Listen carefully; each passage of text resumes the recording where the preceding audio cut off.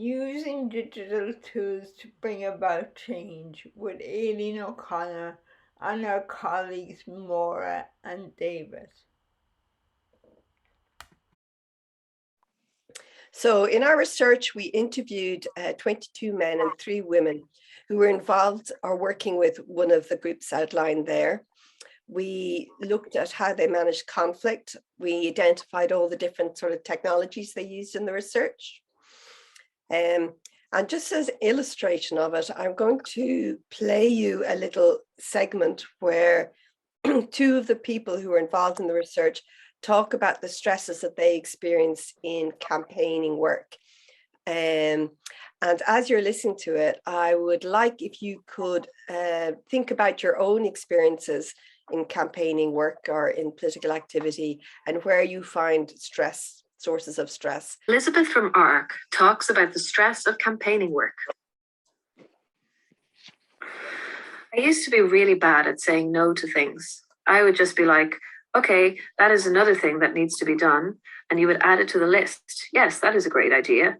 So I think I had a very mild nervous breakdown at one point where it was just like, no. And actually, I think it was Henry's partner, Jane, took me aside. It was during this workshop that we were doing. And it was about self-care, and UK activists had come over to talk to us about being better at looking after ourselves and stuff. And she was basically like, what would happen if you said no? And I said, I don't know. And she was like, the thing wouldn't happen. And I was like, I know. And she was like, and that's fine. Sometimes things don't happen. And I was like, sometimes things don't happen.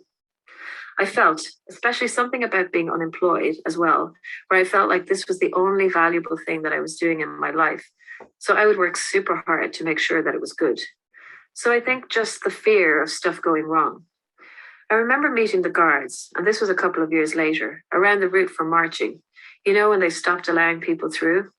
It was just really stressful. It was me and 4 guards. I thought I would just be chatting to one guard, but there was 4 of them. And then the Thursday before the Saturday march, they were like, so where are you getting your barricades from? And I was like, what barricades are you talking about? We've done this for several years and we've never had any barricades. They essentially intimated that because of the spate of terrorism, people driving their cars into crowds, that we needed to have barricades.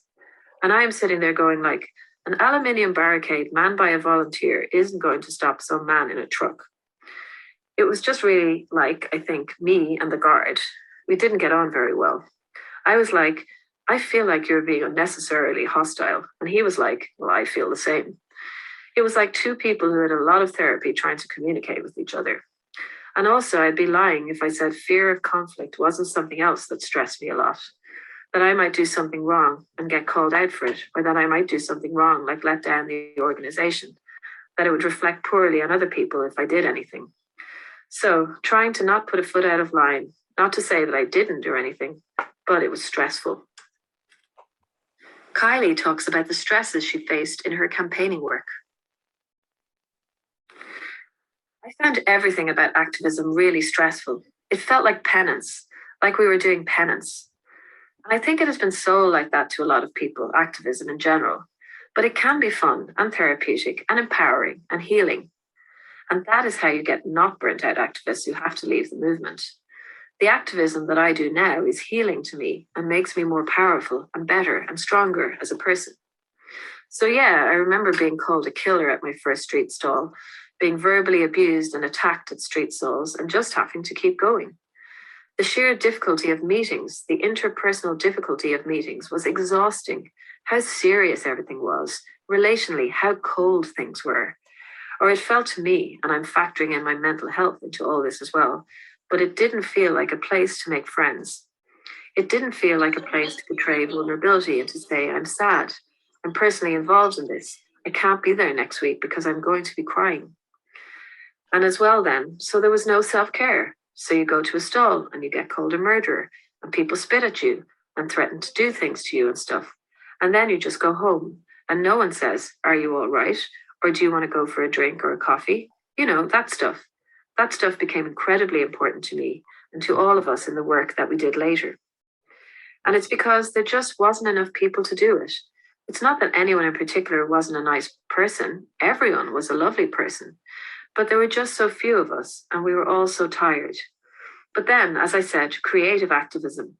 I think myself that a lot of people who've been doing this serious activism for years were really happy to see creativity coming in and felt a bit happier about everything. And it gave them a chance to laugh and stuff like that. That is how it felt like. Okay. Now, as sociologists, what we do is we listen to all the interviews and we try and find out what themes emerge. And those are the themes that some of the themes to do with digital organizing we'll be talking about tonight. So in terms of the problems that in the repeal campaigners faced, a lot of them talked about burnout and stress and feelings of exhaustion and tiredness. And these are feelings that lasted for, we did the interviews, I think over a year, or maybe it was even 2 years after the referendum, and people were still experiencing feelings of burnout and stress. As you saw in the last interview, I think Kylie, she talks about how she felt uncomfortable in the meeting space and the spaces of activism. And other people talked about sometimes difficulties they experience in online meetings. And then conflict was mentioned a lot, conflict between people within your own groups or your campaigns. You both talked about an ongoing struggle and about, the problems about energy levels and this feeling of struggling, not just for yourself, for other people. The question, Catherine, you were talking about, using human interest stories can capture the attention, but is there a cost in it? When we use these tools, some of these tools can be beneficial for us, but sometimes they also come with unexpected negative effects. And I'm going to hand over now to David, who's going to talk about the problems with using some of these tools and how they can sometimes be, add to the sources of stress you already feel. No, I was delighted to be the one to volunteer to talk about the problems because, that's just the way my mind works. But yeah, it was kind of interesting seeing what people were choosing about what social media they were using, because I'm going, WhatsApp, Zoom, Messenger, Facebook, all good. And then I was seeing Instagram.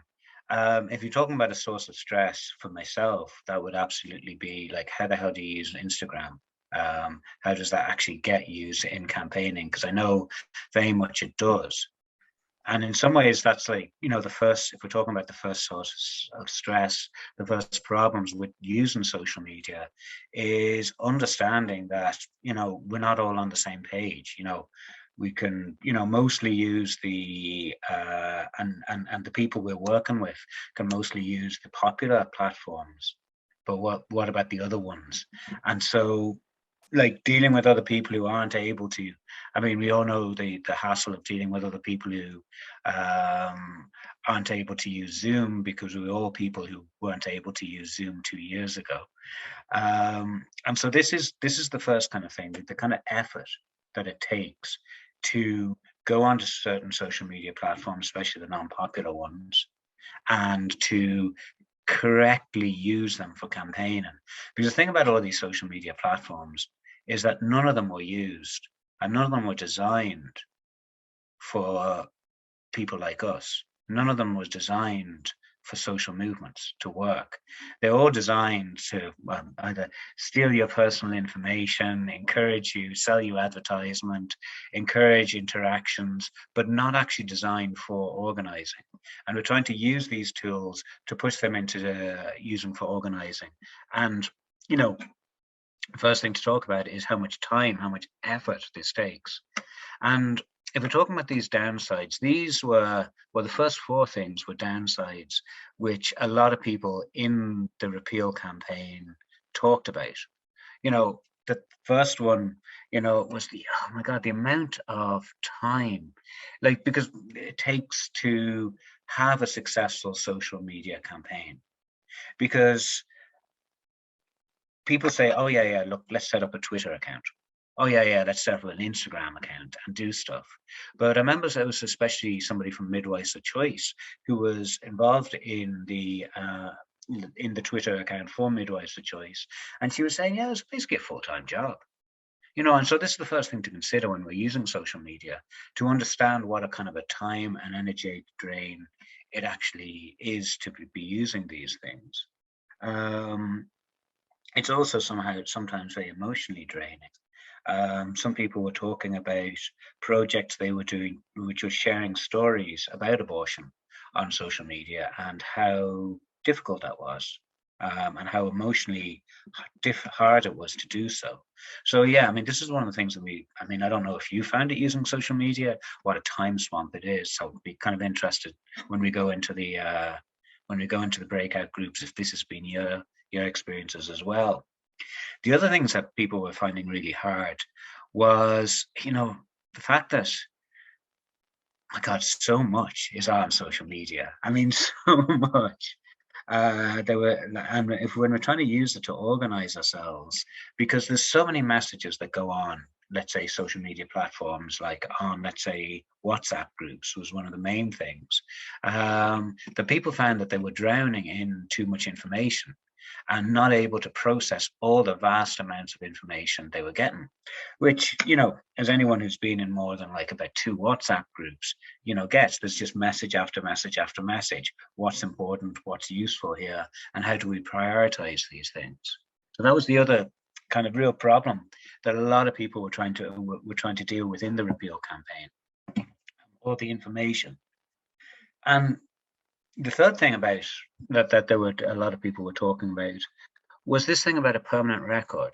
Now, we might think, actually it's really useful. There'll always be a permanent record of decisions taken. There'll always be a permanent record of, of what people were saying and opinions and like that. But it really is a double-edged sword. Because quite frankly, I'm quite happy if people don't remember like half the things I say. And I'm sure you're the same. Whereas if they're on social media, if they're on Facebook, if they're on Messenger or whatever, people can go back to them. And, it's the fact that you are creating a permanent record, that you have to somehow stand by what you might have said like 3 months ago that you're regretting now, is a huge problem. And the reason it's a huge problem is because it affords conflict.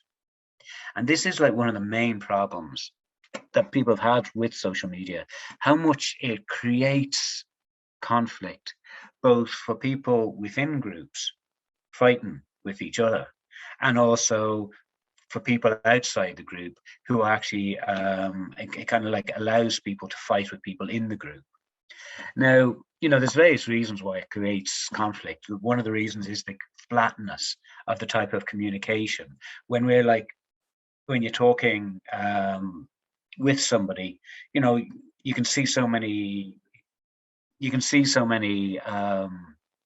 verbal cues, so many other cues, that you can kind of get a lot of what people are saying, and you can also correct any misapprehensions. But on social media, it's not so easy. You can see like all the various wars that have happened on Facebook in relation to this. It's also, social media also allows anonymity, which allows people just to come in with a huge amount of negative comments. And this is obviously a real problem for abortion rights activists. They were really worried about getting abuse from pro-life activists. And this is something that was hugely worrying for them, about, dealing with some really nasty comments that they'd be getting. What actually surprised us and really dismayed us, to be honest, was that when we were talking to people, it wasn't the abuse and it wasn't the conflict from outside the group that mattered to the people we were talking to.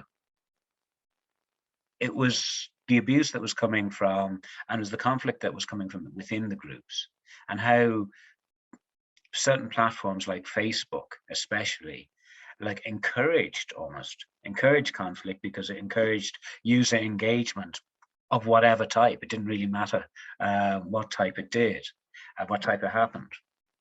And so they were the kind of 4 main things that people were talking about.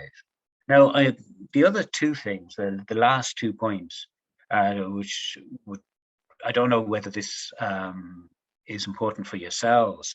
I know in the academic literature, it talks about it a lot.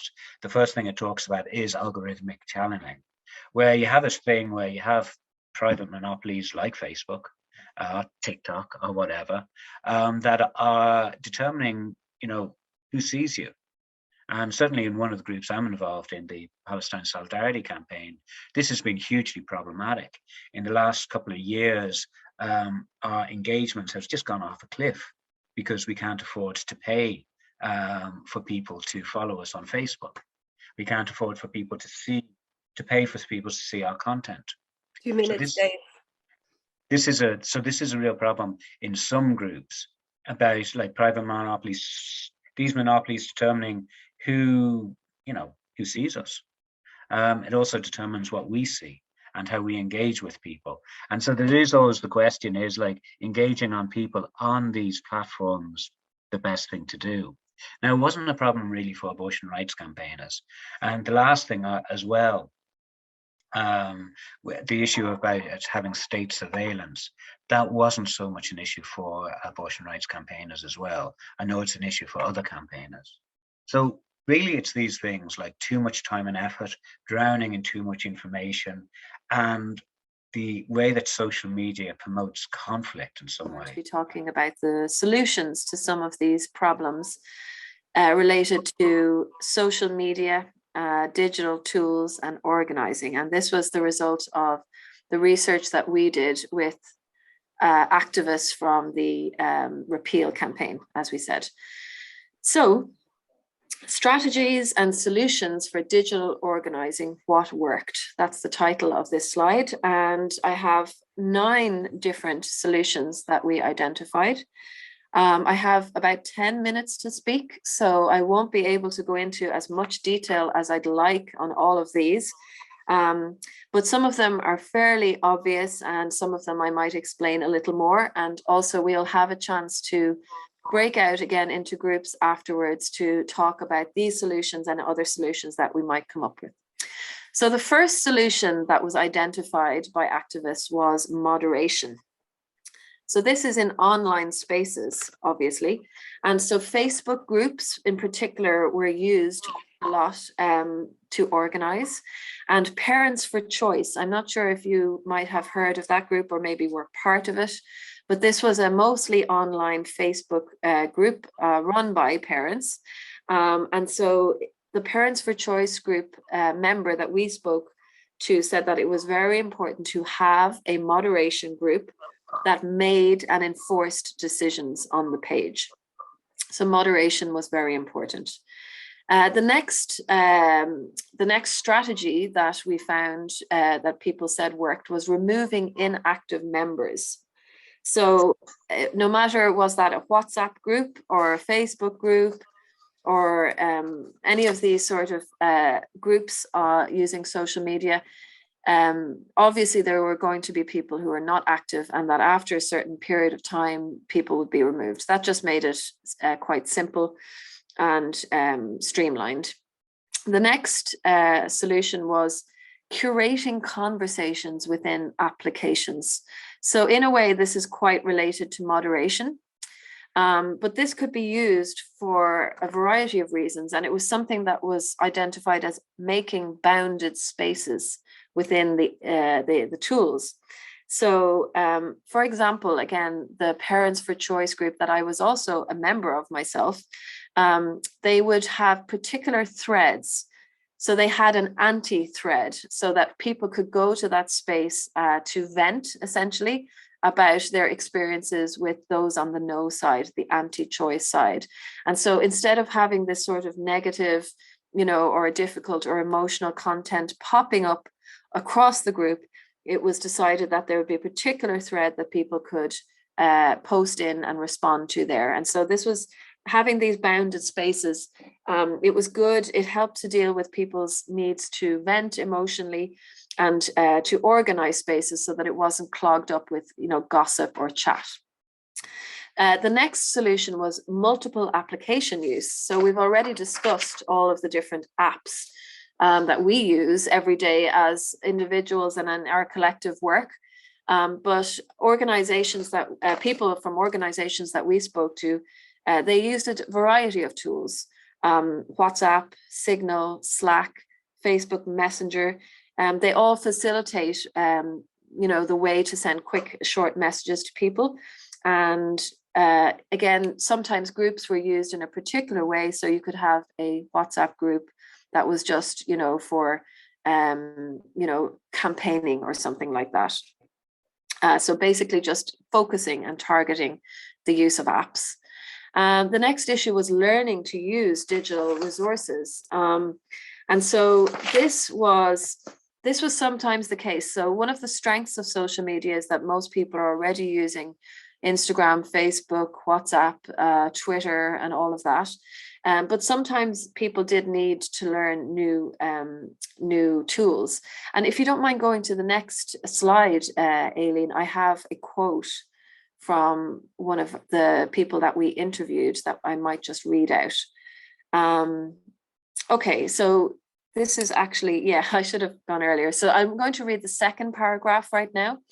And this was from somebody from the Leitrim Abortion Rights Campaign talking about using different resources. And they said, you don't want to change your online resource too many times, because for people new to technology or older people or whatever it is, it takes people a while to get used to it.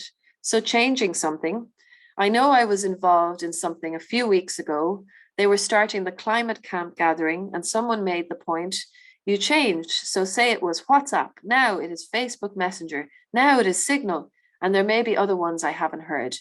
And they were nearly just saying, could you please stop changing them, because it actually takes me a while to adapt it to it.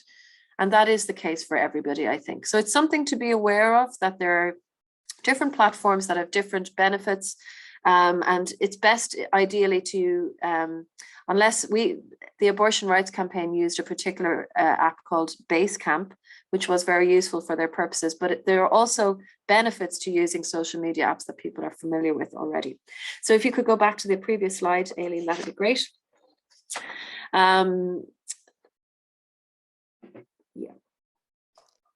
Sorry, that's the wrong way. It's fine.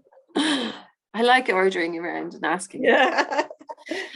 Okay, and so just moving on, we don't have enough time to chat as much as I'd like to, but blending online and offline learning. Now, this was another finding. So many groups blended online activity with offline activity, and Parents for Choice was another group that did this. And so, obviously they used social media, Facebook, Google Hangouts, WhatsApp, and so on, to organize and to have virtual events, but they also arranged where possible coffee mornings and general group meetings in Portlaoise, which was considered to be pretty much in the center of the country, and ideally to facilitate people to travel there. This was pre-COVID as well. But this was found to be really good for building up relationships and also helping people to just, there's nothing like that energy you get from in-person meetings as well. So that was certainly one learning. And then the next was security. This was certainly an issue, and people discussed in our breakout groups issues of security, and I think it's probably arguably even worse now than it was during the time of repeal in 2018. But just given also the nature of this campaign, which was obviously very heated political campaign, it was important to have personal vouching before people were allowed to enter into WhatsApp groups or Facebook groups and the like. So this was an important learning as well. Resourcing technology. So this also came up in our group earlier. Catherine mentioned just, resources, access to technology, and having the funds to put into that, to get subscriptions, to get licenses, to take time for training and so on. And so this was actually something that ARC, the Abortion Rights Campaign, put focus on, primarily to encourage inclusivity and participation. And so, we have various excerpts of people talking about the investment of technology that made a great difference. And so one organizer who was in a very rural part of Ireland and didn't have good internet access, ARC actually supplied them with one of those mobile broadband devices. So things like that, very, very important in terms of access. And then finally, another solution is the right to disconnect. So many people, as we spoke of, told us of their exhaustion, their stress and their anxiety that was associated with continuously being involved in online communication. And so in a number of instances, groups and individuals took the decision to impose rules on when to use the applications. So no messages after 10 p.m., for example. And it was interesting that in the ARC Leitrim group, the Abortion Rights Campaign Leitrim group, a sheep farmer complained about having to get up early to work with her flock. And she found that her sleep was interrupted by the constant flow of WhatsApp messages. And so they collectively decided that no posting after a particular time at night. So there's the findings that we had. And so we'd be really interested to hear from yourselves. If you can move on to the next slide. Thanks, Aileen. So how do you deal with online conflict? And we can talk about one of the problems that was mentioned earlier when David outlined the problems and how we would solve that. Feedback. Yeah, no, it was a really interesting conversation. I was just like jotting down notes, so hopefully I'll get it right. And yeah, I mean, basically, there's like a lot of what we were talking about was conflict and how you stop conflict. And one of the things was saying, the group has to identify values. It has to actually tell people what their values are, tell people which attitudes are appropriate, which attitudes aren't appropriate. In other words, you have kind of certain rules and you have this kind of understanding within the group. And you also have a kindness within the group, which was said, the importance of supporting each other. And this is really important. And, honestly, this was a big thing from Abortion Rights Campaign as well. The importance of supporting each other when there's a lot of abuse that's thrown at you from outside, and to kind of stand up for each other. It's hugely important. The importance of actually understanding others. They have a valid, others within the group, you mightn't agree with them, but they have a valid viewpoint. So it's as much about changing your own attitude. I forget who was saying this. I thought that was actually a really good point. And about like negotiating with people with respect in relation to that. I mean, like when we're talking about dealing with keyboard warriors, I think a few people were saying the block button, use that when there's problems here. And the other thing, which I think is completely right, is the importance of disconnecting. Whether it's there's the problem of like too much information, of I think what Robbie said was waffle, which is in groups, and the importance of just being able to walk away and just say, okay, no, that's grand. I don't have the energy. I don't have the time. I don't have the mental capacity to be dealing with this now. Or the importance, as somebody else was saying, of walking away after like 10 o'clock, at night, they're not dealing with this.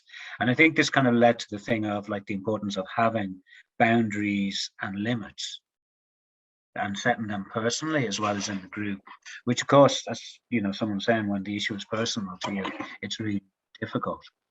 And the other, I think the last thing we're saying, like we're talking a bit about cancel culture and the, the importance of like, the problem with like having a permanent record and the importance of being careful about what information you kind of give, which was said. And I think the last piece of information of advice was from Catherine, was saying, when you're feeling criticized, when you're feeling attacked, remembering that there's the people with you, there's the people against you, but the people you're interested in is the people in the middle ground. And not to be focusing on the people against you so much, but to be focusing on those in the middle ground and to try and win them over. I think that was like there's a lot that was said. So obviously we identified some problems and some solutions. And so one of the first solutions that we talked about in terms of conflict and social media was having ground rules. So again, similar to what you've mentioned, Dave, and what we found in our research as well. So obviously in WhatsApp or Facebook or whatever it is. And it's something we also chatted about is that even since, say, the repeal campaign, which obviously used social media a lot, it's become quite normalized across the apps for people, for those who use groups, even if they're not for political organizing, to have very clear ground rules and entry rules. So in order to get into a Facebook group, you have to agree to all of the, conditions and so on. So these ground rules are becoming quite explicit and quite normalized as well. And I think these are learnings that everyone's having since we've started using WhatsApp, because of course we're all familiar with being stuck in WhatsApp groups filled with rubbish. So yeah, ground rules was a big thing. Another issue was security, also lack of privacy. And so there were a couple of solutions put forward, because obviously, people have spoken about their experience of harassment and stalking on social media. And so one excellent suggestion was, obviously, if you're using a page, this is Aoife brought this up, like a Facebook page, so obviously posts are on the part of the page or the group and not by individuals. So obviously it's much better because you're safer, you're not being identified, and there's that whole weight of a group behind you and the perception of that, I think, as well, using the we rather than the I. So that's another really good way to do it, ideally, is to not, if you don't, it's safer than putting yourself and your identity out there. And then another issue is to do with that privacy and the impacts on yourself of sharing private information. And the use of social media, and Aileen identified some learnings, such as, if you can really view it as almost a type of work. So don't do it from your bedroom, ideally, and ideally do it at a particular time of the day, maybe in the morning, not before going to bed. You might spend the night then just scrolling through all the replies. So just to try, and again, boundaries are really important, and being focused and sort of conscious of how you're using the social media. And then another issue that we spoke about was the frustrations that come with campaigning and having to demand rights that should be ours. It doesn't matter what the issue is. And so there's a lot of frustration and again, sharing personal stories. And so we spoke about, if possible, it's good to have spaces where you can just vent. And again, that was something we saw in the repeal campaign, where there was designated groups or designated apps or designated threads where people could just talk about their feelings. And so that this would be good to have. It helps, basically. So I'll just leave it at that, because I think we're time up. I see Ikura has said something. I'm sorry if I didn't pronounce your name right. What was the question? So the great idea for privacy, I think maybe making a new profile for your campaign if it's a solo one. I would have thought so as well. That doesn't refer to yourself, I think, as well, ideally. I think that's certainly a really good idea. Hi, Annie. I'm just wondering around supporting people like to use platforms that they want to use, so and I know people mightn't be familiar with Instagram or so supporting your colleagues to effectively use whatever medium you're using would be important in my head. Yeah, and I think being willing to train people in if they need to. But we also found that groups weren't really successful of that, in that they would make a decision to use one platform, but then after a little while, people used what they felt comfortable with. So, and that sometimes that meant within the same organization, some people were in Messenger and some people were on WhatsApp. So maybe that's just something you have to make your peace with as a group, that you can't make everybody go to the one place. And sometimes there's a real generational difference, according to age. People like the thing they learned at a particular age and then want to stick with it. And does that make it messier? Or it can if it's not clear, if there's not boundaries. Yes, but it's a more facing up to the fact that it is going to be a bit messy. That is quite hard. I mean, I have heard of groups where they did manage to move everybody to one platform, but that was one of the doctors for choice after the referendum. So it can be done, but it can be difficult. What happens tends to be, unless it's really clear why you're using that group, people drift back to using what they're used to using. And is it worth giving that energy then? Just organizing to use one or two maybe. Yeah. But I think starting where people are is the important point.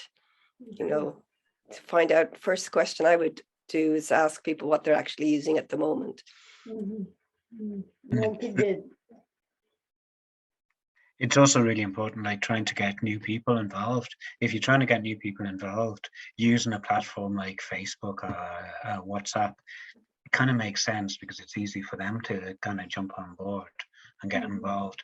Whereas if you use something like Signal, or if you use something like Basecamp, they kind of go, new people kind of go, okay, I'm not able to properly get involved because I don't know this application. So yeah, there's that to be considering as well.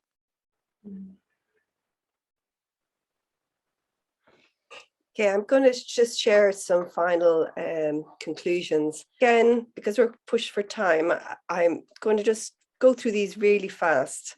And I think what we want to come out of this group is that if you're going to be using any application, that you have a think about why you want to use it. So one reason a lot of people would use tools is as a broadcast tool, as a way of getting your idea, one person, to the world. And Twitter is a great example of that. But people have often also used WhatsApp and Telegram. YouTube is used a lot. Twitch is used a lot. It's a gaming platform. So you have to find out when you do, if you're that's your goal. This is what I want the tool to do. You have to think about, well, how easy is it to join? Are people using it already? Is it important that you can control or monitor your content so that it's a one-way discussion going from you to everyone? Is it important to get feedback on who is using the tool? So some platforms like Twitter will give you great feedback, breaking down to location if you pay for it. Others like WhatsApp, you won't know necessarily who's reading their posts if it's a good group. And the final one is, how important is your post persist over time? Do you want a record that will be there in 5 years or 10 years? Twitter, your tweets won't be there that long time. So maybe you'd be better using a blog thing like WordPress or something like that. So that's one reason you might use a tool. The second one is, let me see if I can go, is for communicating among members. So among members of your group. So here we're talking about things like WhatsApp, Messenger, Telegram. Basecamp is an online forum, but there's lots of different online forums. Signal is another messaging tool. So then you want to think about, if you're communicating among members, how important is it that you can actually vote and make decisions? And most of those applications don't allow you to vote. And some of them, like the WhatsApp Messenger, it can be quite hard to actually come to a decision. Actually, some of them now have voting functionality, now that I think about it, WhatsApp does. But sometimes it's quite hard to make online decisions, and you have to think about how you would go about doing it. You don't want a situation where the person who posts most carries the day. That's like having the person with the loudest voice in the room influencing the agreement. So how important is it that you can have online discussions? And how important is that you've got efficient information sharing? So by what I mean is, are people drowning in information? So WhatsApp isn't very efficient in terms of long-term information. It's good at serving little bits and bobs, but it's very easy if there's a lot of posts to lose something that was posted earlier in the day. So in that way, it's not very efficient. And then the second lot of things about it is, how important is it that it's secure? That is, that other people can't access it. Often people think about the state, and it's worth thinking about who actually owns the tools. So for example, WhatsApp and Facebook and Instagram and Messenger, they're all owned by Facebook, that is based in the United States. Telegram is owned by the Russians. Signal is an NGO. There's another one called Viber that's owned by the Israelis. So all of those, it's quite likely that there's some level that where the state can access your information, the things, if they wanted to, and you may not care if they access it or not. And in many campaigns that won't really be a concern. You have to think about is who can control who has access to your online information. So like, for example, one of the problems with Twitter is that usually only one person can hold a Twitter account. So that's not great in terms of, you know, a democratic campaign. Suppose they change their minds, they could change the password and lock you out. So tools have got problems built into them. So you have to be aware of those problems and try and come up with a solution. And then how important is that your post persists over time or disappear? So some of them, like Signal, has a feature that means that the posts disappear after a week, so that people would use those because they figure it's a very secure tool. Whereas in WhatsApp, the post is there. And if you find all this interesting, I would like to point you towards our research interviews and reports that have all been archived, and you can get them at clicking that link. And maybe Maire could put the link in the chat. There's also a book that was written by a Turkish sociologist, and that's looking at the use of Twitter in the Egyptian uprising and in Gezi Park in Turkey. And she talks, especially in the introduction, about a lot of these issues relevant to Twitter. And then there's an NGO group called Tactical Tech, and their job is to look at how organizations, you know, campaigning organizations can use technology. And they have a hashtag info activism. So if any of you are on Twitter, you might find it interesting just following them and seeing what they post. And that is it